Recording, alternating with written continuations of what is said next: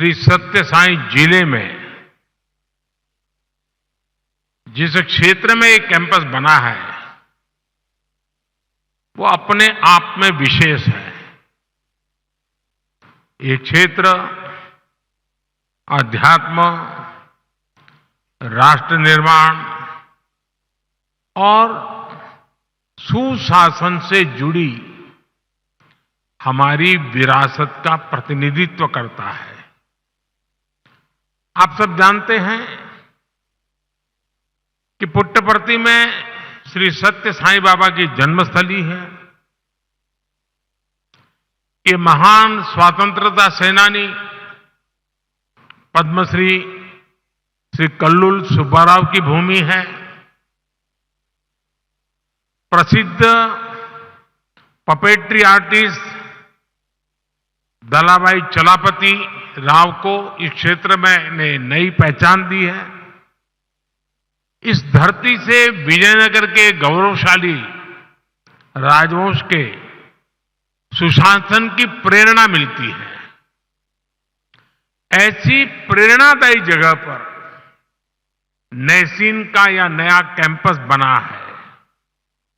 मुझे विश्वास है ये कैंपस गुड गवर्नेंस के नए आयाम गढ़ेगा,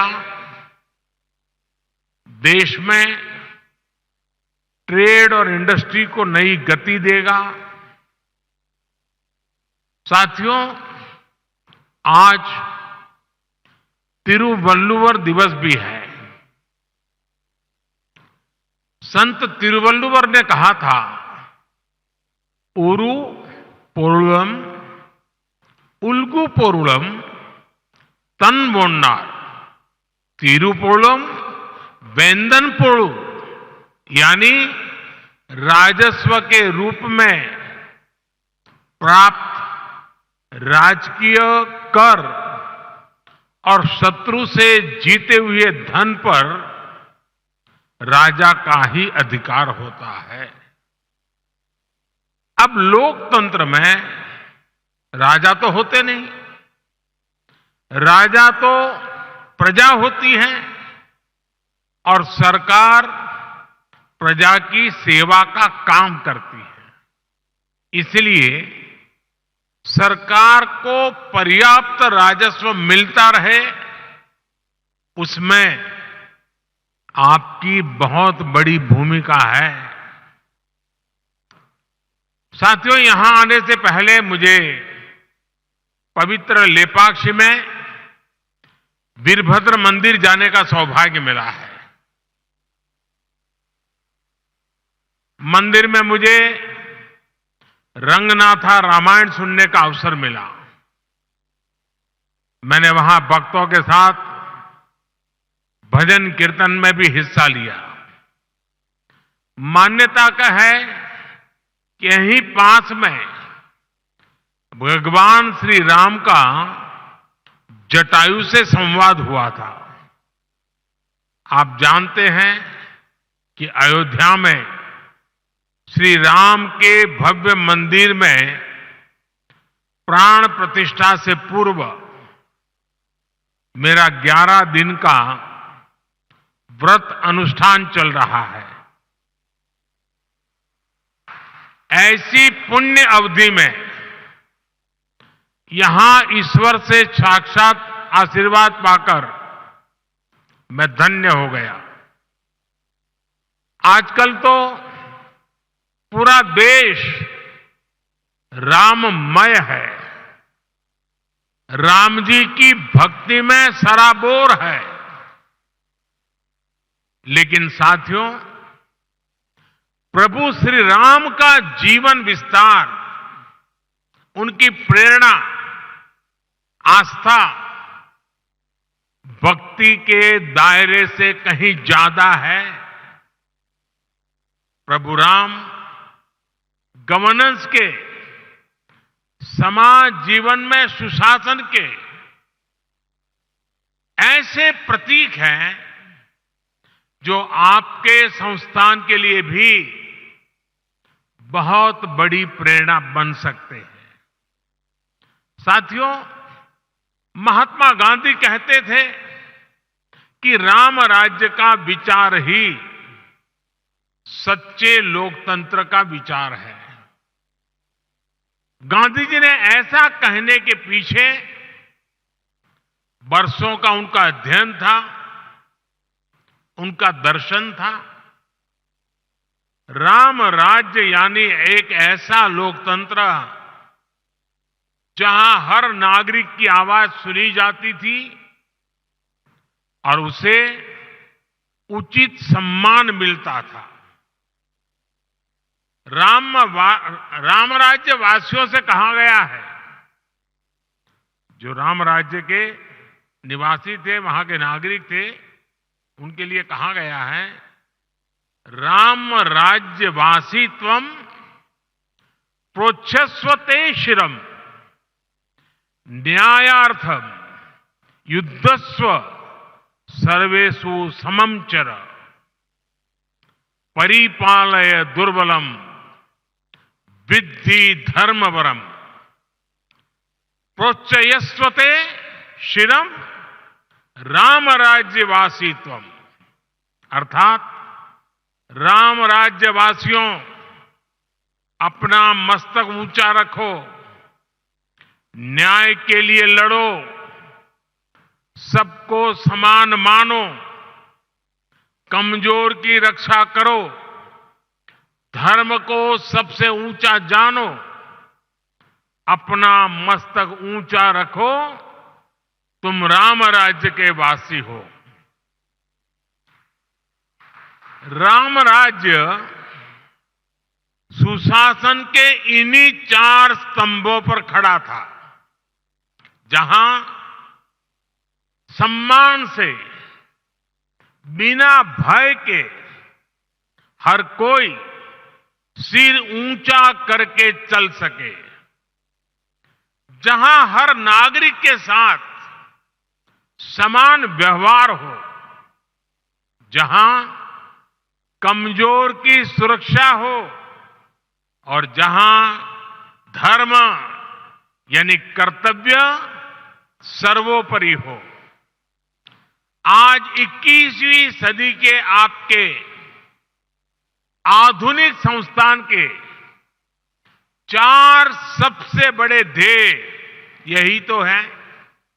एक, एडमिनिस्ट्रेटर के रूप में रूल्स और रेगुलेशंस को लागू करने वाली इकाई के रूप में आपको इस बात को हमेशा याद रखना है। साथियों, नैसिन का रोल देश को एक आधुनिक इकोसिस्टम देने का है। एक ऐसा इकोसिस्टम जो देश में व्यापार कारोबार को आसान बना सके, जो भारत को ग्लोबल ट्रेड का अहम पार्टनर बनाने के लिए और फ्रेंडली माहौल बना सके, जो टैक्स, कस्टम्स, नारकोटिक्स जैसे विषयों के माध्यम से देश में ईज ऑफ डूइंग बिजनेस को प्रमोट करे और जो गलत प्रैक्टिसेस से सख्ती से निपटे। थोड़ी देर पहले मैं कुछ नौजवान युवा ट्रेनी अफसरों से भी मिला हूं। ये अमृत काल को नेतृत्व देने वाली कर्म योगियों की अमृत पीढ़ी है। आप सभी को सरकार ने अनेक शक्तियां भी दी है।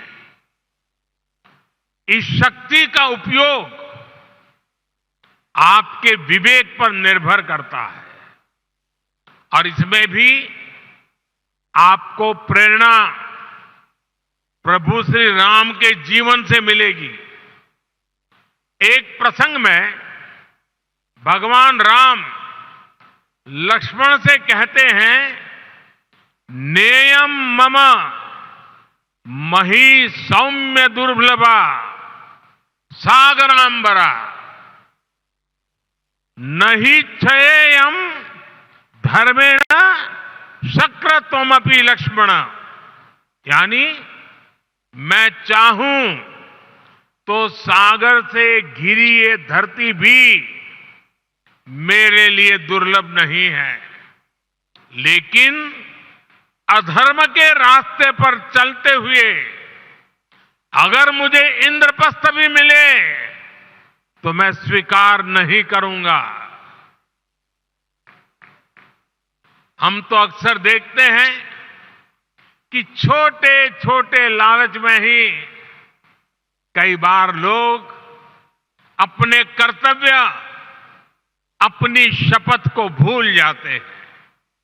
इसलिए आप सभी अपने कार्यकाल में प्रभु राम की कही ये बात अवश्य याद रखिए। साथियों, आपका सीधा सरोकार टैक्स व्यवस्था से है। राम राज्य में टैक्स कैसे लिया जाता था, इस पर गोस्वामी तुलसीदास जी ने जो कहा है वो बहुत प्रासंगिक है। गोस्वामी जी तुलसीदास जी कह रहे हैं, बरसत हर्षत लोग सब, करसत लखै न कोई, तुलसी प्रजा सुभागते, भूप भानु सो होई। अर्थात सूर्य पृथ्वी से जल खींचता है और फिर वही जल बादल बनकर वर्षा के रूप में वापस धरती पर आता है, समृद्धि बढ़ाता है। हमारी टैक्स व्यवस्था भी वैसी ही होनी चाहिए। हमारा प्रयास होना चाहिए कि जनता से लिए टैक्स की पाई पाई जन कल्याण में लगे और वो समृद्धि को प्रोत्साहित करे। आप अध्ययन करेंगे तो इसी प्रेरणा से हमने बीते 10 वर्षों में टैक्स सिस्टम में बहुत बड़े रिफॉर्म किए। पहले देश में भांति भांति की टैक्स व्यवस्थाएं थी जो सामान्य नागरिक को जल्दी समझ में नहीं आती थी। पारदर्शिता के अभाव में ईमानदार टैक्स पेयर को, बिजनेस से जुड़े लोगों को परेशान किया जाता था। हमने जीएसटी के रूप में देश को एक आधुनिक व्यवस्था दी।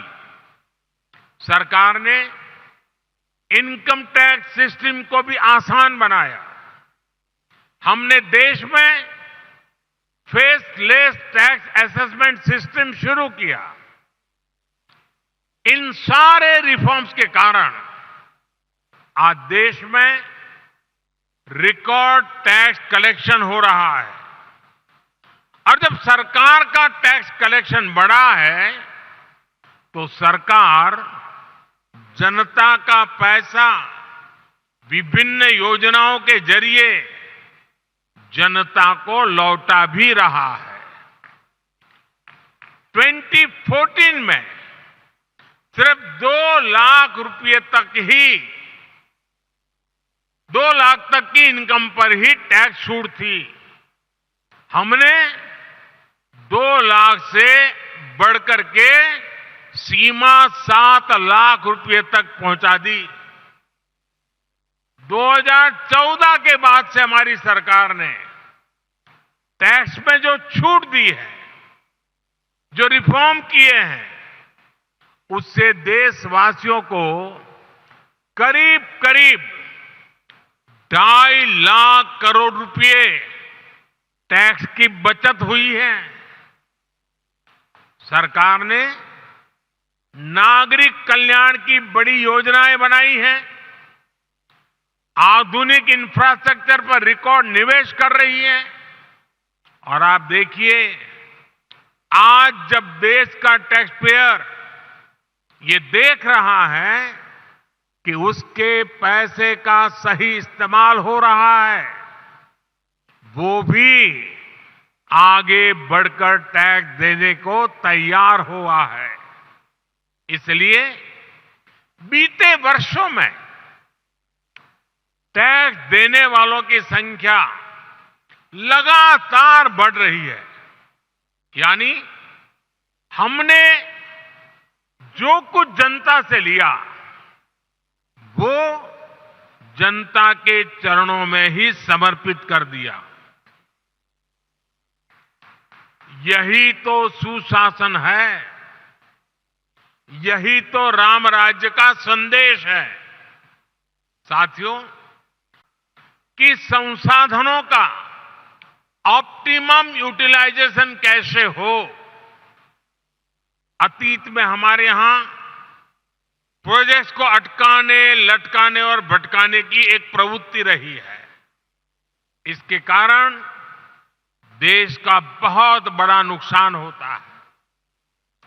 ऐसी प्रवृत्ति के प्रति सावधान करते हुए भगवान राम भरत से कहते हैं, और वो बड़ा इंटरेस्टिंग बातचीत है भरत और राम के बीच की। राम भरत से कहते हैं, कच्चिदर्थम विनिश्चित्य लघु मूलम महोदयम क्षिप्र भार भसे कर तुम न दीर्घयसी राघव। अर्थात मुझे विश्वास है कि तुम ऐसे कामों को बिना समय गंवाए पूरे करते हो जिनमें लागत कम और उसके लाभ अधिक है। बीते 10 वर्षों में हमारी सरकार ने भी लागत का ध्यान रखा है और योजनाओं को समय पर पूरा करने पर जोर दिया है। साथियों, गोस्वामी तुलसीदास जी कहते हैं, माली भानु किसान सम, माली भानु किसान सम नीति निपुण नरपाल, प्रजा भाग बस होहिंगे कबहू कलिकाल। यानी सरकार में माली, सूर्य और किसान जैसे गुण होने चाहिए। माली कमजोर पौधों को सहारा देता है, उसका पोषण करता है, उसके हक के पोषण को लूटने वाले को हटाता है।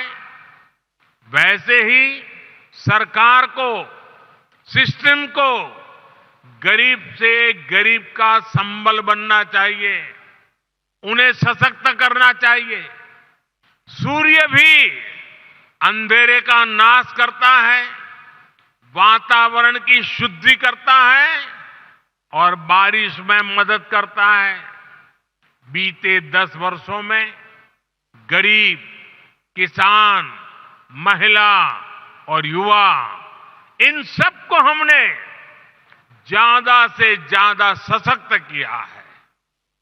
हमारी योजनाओं के केंद्र में वही लोग सर्वोपरि रहे हैं जो वंचित थे, शोषित थे, समाज के अंतिम पायदान पर खड़े थे।